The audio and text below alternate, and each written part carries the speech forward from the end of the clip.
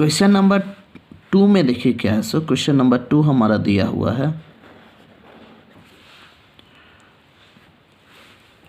Unit of rate constant, unit of rate constant of third order reaction के is.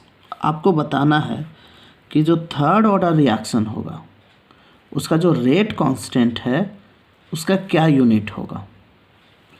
Unit of rate constant of third order reaction के is पर second, पर mole litre पर second, मोल का power -2 litre का power 2 पर second और मोल पर लीटर पर सेकेंड। ये क्वेश्चन जैक 2018 में आया हुआ है। कब का ये क्वेश्चन है?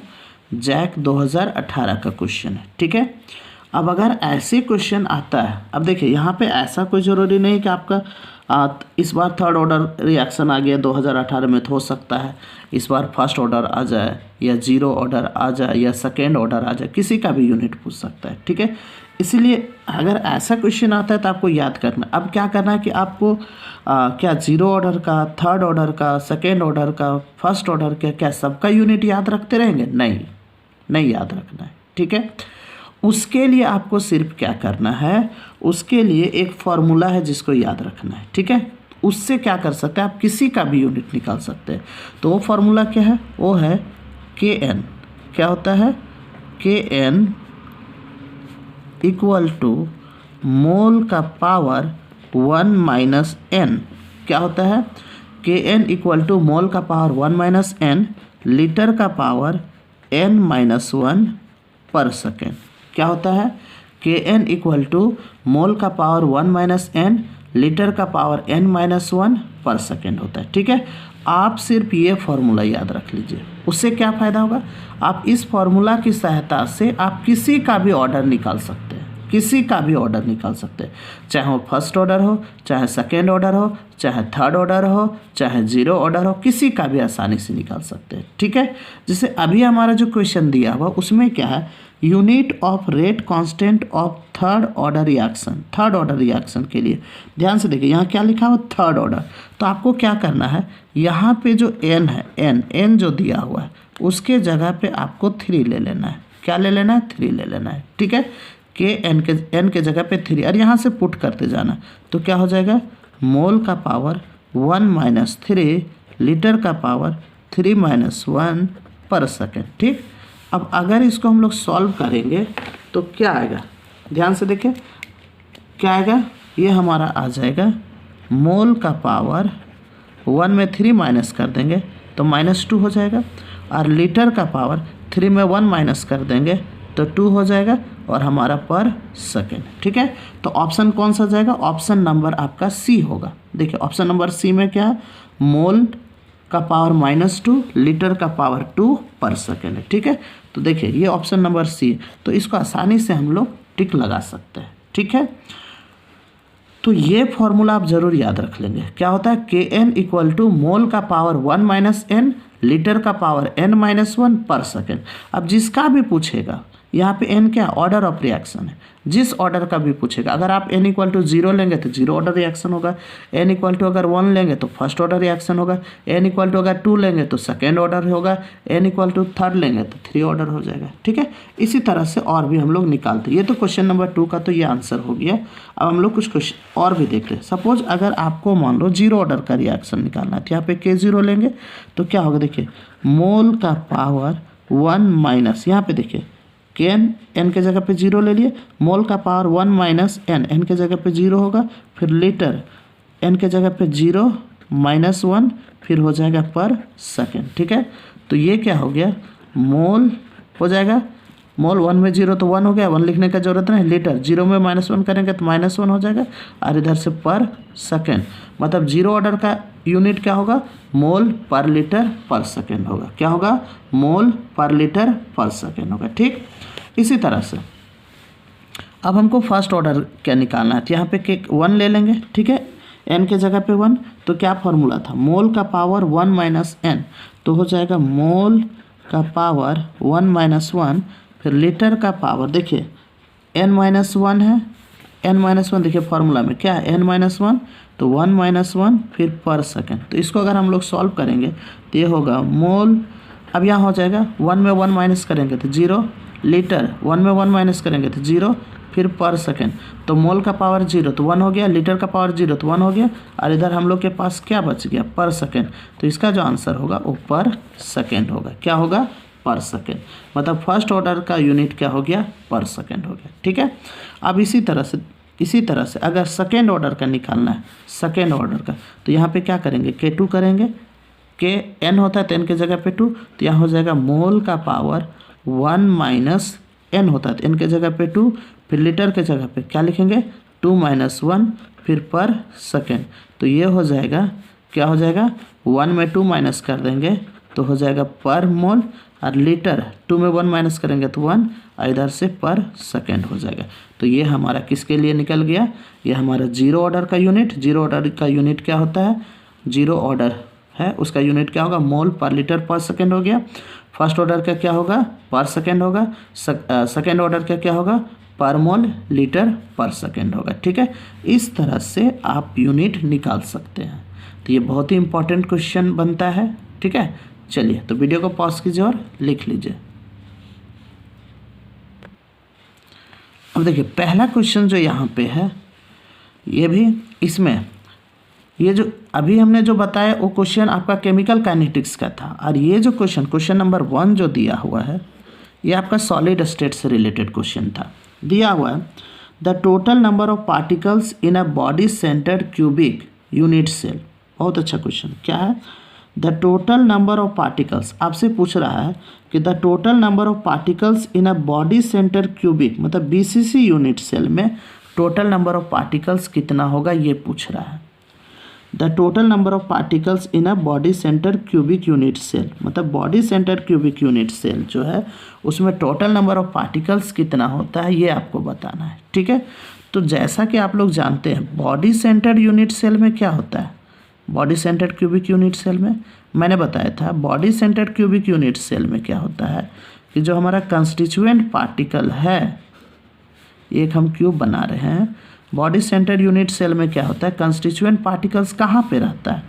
कॉर्नर्स पे रहता है। इसके अलावा कहाँ पे रहता है?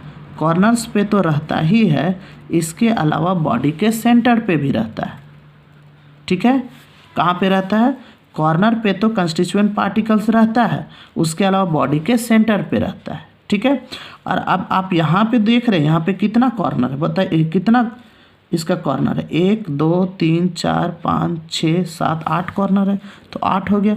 और आपको पता है कि एक कॉर्नर में जो एटम प्रेजेंट होता है उसका कंट्रीब्यूशन 1/8 होता है, तो 8 × 1/8, तो 8 कट जाएगा तो ये 1 हो गया। ठीक है। तो कॉर्नर पे जो है, कॉर्नर पे हमारा कितना पार्टिकल्स हो गया? 1 हो गया। ठीक है। अब उसके बाद क्या करना? देखिए ये जो बॉडी सेंटर पे है इसका पूरा कंट्रीब्यूशन होता है, ये अकेला काउंट होता है। ठीक है। तो बॉडी सेंटर पे 1 है और इसका 1 है। ठीक है। और ये पूरा का पूरा इसी पे है, तो कितना हो जाएगा? 1 हो जाएगा। अभी दोनों को मिला देंगे 1 और 1, तो कितना हो जाएगा? 2। मतलब यहाँ पे जो क्वेश्चन पूछा था कि the total number of particles in a body centre cubic BCC unit cell, तो ये कितना होगा? ये हमारा 2 होगा। कितना होगा? 2 होगा। The total number of particles in a body centre cubic unit cell जो होगा वो हमारा कितना होगा? 2 होगा। ठीक है। तो इसका आंसर बी होगा। अब ऐसा कोई ज़रूरी नहीं कि आपको जो पूछा वो बॉडी सेंटर्ड का ही सिर्फ हो, सिंपल क्यूबिक यूनिट सेल का भी पूछ सकता है, face centred cubic unit cell का भी पूछ सकता है, एंड सेंटर्ड यूनिट सेल का भी पूछ सकता है। ठीक है। तो आपको क्या करना है, बाकी इसी तरह से जिस तरह से बॉडी सेंटर्ड का आपने यहाँ पे देखा उसी तरह से सिंपल क्यूबिक का भी कर लेना है। ठीक है। तो यहाँ से भी एक एमसीक्यू क्वेश्चन आपका बनने का चांस है, जैसा कि आपने अभी देखा इस क्वेश्चन में। तो ये जो हमने बताया उम्मीद करते ही आपको समझ में आ गया होगा। अब वीडियो को पॉज कीजिए और लिख लीजिए। अब मैं आप लोग को केमिकल काइनेटिक्स का एक 5 नंबर का क्वेश्चन दिखाता हूँ। देखिए 5 नंबर में केमिकल काइनेटिक्स से कैसे क्वेश्चन आया था, किस तरह का न्यूमेरिकल आया था, इसको ज़रा ध्यान से देखिए। अगर आप इस न्यूमेरिकल को देखोगे तो ये न्यूमेरिकल आपका एनसीईआरटी किताब में दिया हुआ है। बहुत अच्छा सा न्यूमेरिकल आया। जो कि 5 नंबर का न्यूमेरिकल है। देखिए आपको क्या करना है, दिया हुआ सो that for a first order reaction, so that for a first order reaction the time required for 99% completion of a reaction is twice the time required to complete 90% of the reaction। Question में क्या है, so that for a first order reaction the time required for 99% completion of a reaction is twice the time required to complete 90% of the reaction। मतलब कोई first order reaction है, ठीक है, इसमें आपको प्रूव करके बताना है कि जो 99% रिएक्शन 99% कंप्लीट होने में, रिएक्शन को 99% कंप्लीट होने में जो समय लगता है और 90% होने में जो समय लगता है उसका क्या लगता है, दुगुना लगता है। ये आपको प्रूव करके बताना। देखिए लिखा हुआ है, so that for a first order reaction the time required for 99% completion of a reaction is twice the time required to complete 90% of the reaction. ठीक है, तो यहाँ पे हम लोग क्या करेंगे, ज़रा ध्यान से देखिए, इसको हम लोग बनाएंगे कैसे। हम लोग क्या जानते हैं, फर्स्ट ऑर्डर रिएक्शन के लिए क्या जानते हैं, हम लोग जानते हैं T इक्वल टू होता है 2.303 बाई के log A by A minus x. जानते हैं या नहीं, जानते हैं। T इक्वल टू क्या होता है 2.303 बाई के log A by A minus x होता है।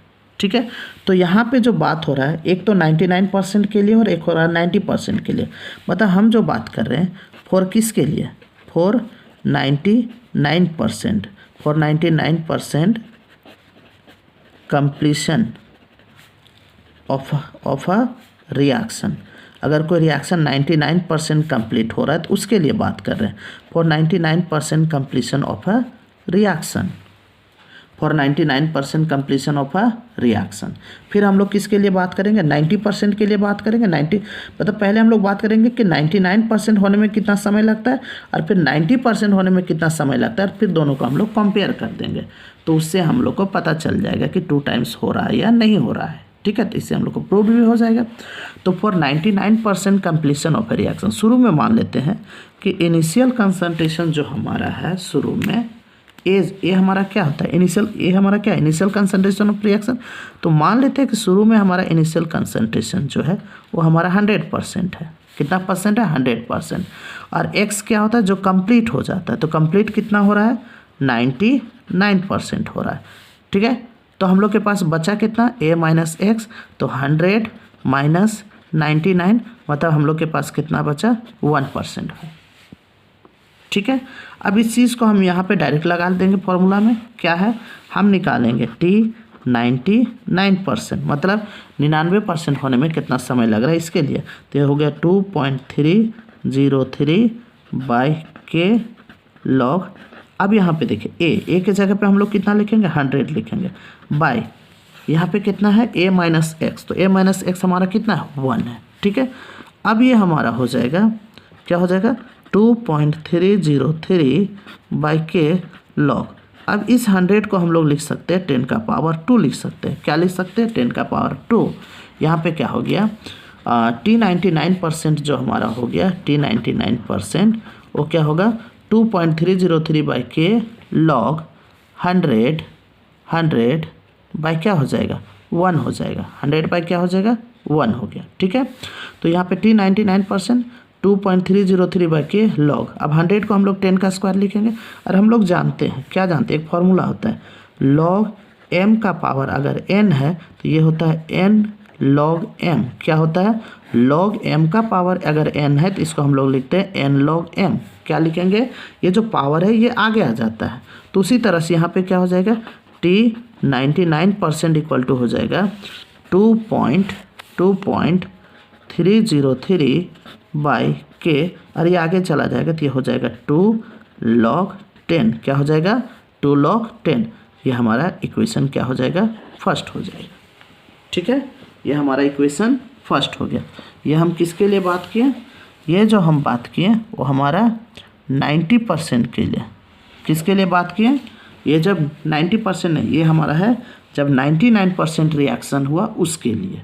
ठीक है, अब हम लोग किसके लिए बात करेंगे, अब हम लोग जो बात करेंगे वो 90% रिएक्शन के लिए। ठीक है, 90% होने में कितना समय लगेगा उसके लिए।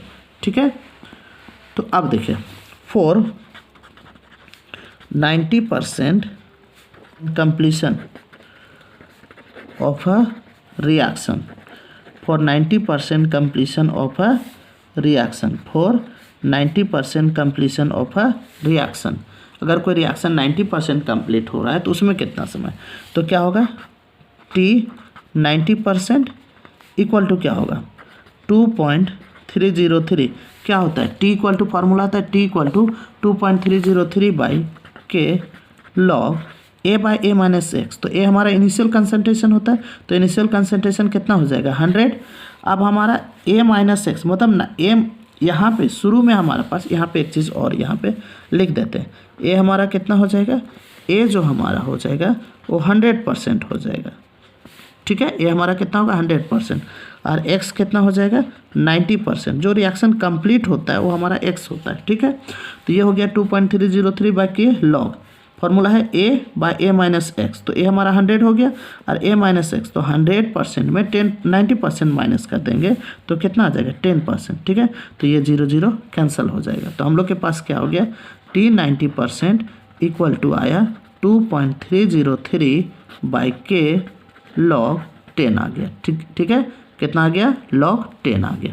ये हमारा इक्वेशन क्या है 2 है। ठीक, अब हम लोग क्या करेंगे इक्वेशन 1 को इक्वेशन 2 से डिवाइड करेंगे। डिवाइडिंग इक्वेशन 1 बाय किससे इक्वेशन 2 से।